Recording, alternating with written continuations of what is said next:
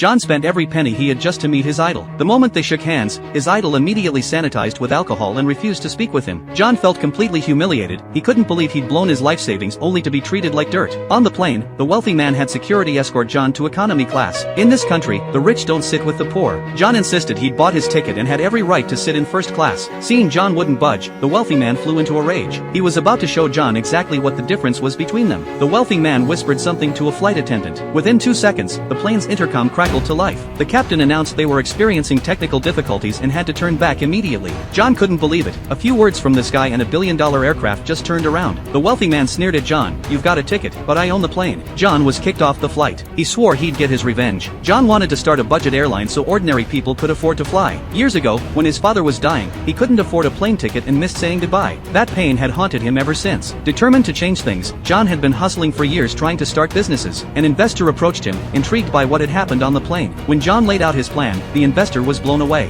He immediately brought John back to his company to convince the other board members. After John's passionate pitch, everyone bought into the idea. But someone raised a concern. Even if they invested in John, where would the planes come from? John said he wouldn't buy planes, he'd lease them from other countries. John successfully won over all the shareholders, but the funding wouldn't come through for another 6 months. In the meantime, John had to front the money to order the aircraft himself. To support her son's dream, his mother mortgaged the house and farmland, scraping together tens of thousands of dollars. John went to the aviation authority to apply for his license, but kept getting rejected. He wasted 2 months, and the loan was about to come due. At the crucial moment, he pulled some strings and got through to the president. The president was fascinated by the business plan and asked John why he was so determined. When John told his story, the president was moved and fast-tracked the license approval. But then there was a problem with the aircraft order.